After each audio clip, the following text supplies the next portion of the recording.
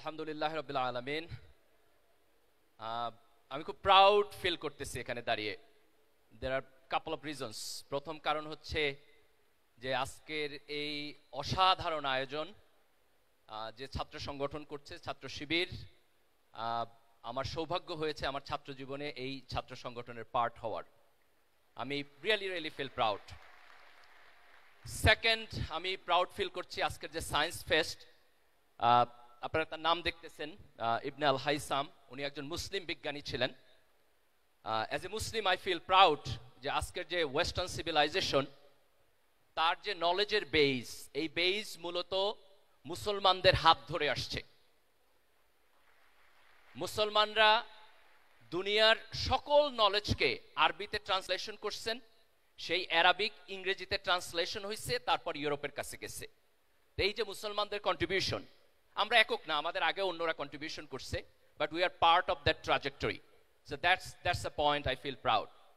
And third, the most important and final, যে আজকে তোমরা যারা এখানে আসছো, ইয়াং মাইন্ড, ইয়াং সায়েন্টিস্ট, যাদের চোখে আমি স্বপ্ন দেখি, যারা বাংলাদেশকে, যারা মুসলিম উম্মাকে আগামী দিনে নেতৃত্ব দেবে ইনশাআল্লাহ।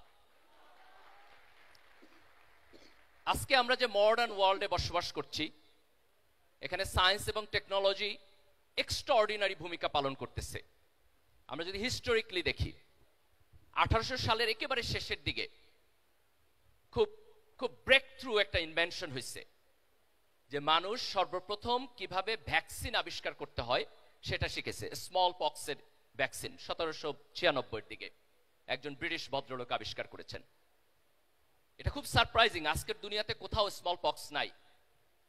কিন্তু if you go 17th century Europe, প্রতি বছর প্রায় 400,000 পিপল স্মল পক্সে মারা যেত। ব্রিটিশরা যখন আমেরিকাতে কলোনি করছে, আমেরিকার যারা নেটিভ লোক ছিল তাদের ওইখানে স্মল পক্স ছিল না। ব্রিটিশদের কারণে তারা ইনফেক্টেড হয়েছে এবং ম্যাসিভলি সেখানে লোক মারা গেছে। আজকের দুনিয়াতে এই প্রবলেম আমরা সলভ করে ফেলেছি। এটা সায়েন্স এবং টেকনোলজির ডেভেলপমেন্ট। সায়েন্স এবং টেকনোলজি মিলিটারি টেকনোলজিতে কন্ট্রিবিউশন করছে। পৃথিবীতে অনেক বড় বড় মিলিটারি ট্যাকটিক্স সায়েন্স এবং টেকনোলজির উপর ডেভেলপড। একটা বড় মিলিটারি ট্যাকটিক্স হচ্ছে গান পাউডার। আমরা যদি 1400, 1500, 1600 এই সময়ের হিস্ট্রি দেখি, অটোমান এম্পায়ার যখন হচ্ছে আজকের ইস্তাম্বুল, কনস্টান্টিনোপল, এটা যখন ইস্টার্ন রোমানদের কাছ থেকে তারা বিজয় লাভ করেছে, এই ইস্তাম্বুল হচ্ছে তারা তখন সিজ করে রাখছে। তাদের যে গান পাউডার টেকনোলজি, এটা দিয়ে তারা সেখানে জয়লাভ করেছে এবং তাদের এই অটোমান এম্পায়ারের যে সিভিলাইজেশন সেটা ডেভেলপড হয়েছে।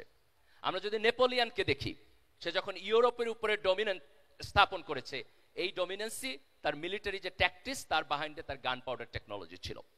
তো সায়েন্স এবং টেকনোলজি দুনিয়াতে যে সমস্ত জাতি আছে তাদের কম্পিটেন্সি, তাদের ডেভেলপমেন্ট, তাদের ভালো কাজ, এই সব কিছুর পিছনে একটা পাওয়ার হাউস।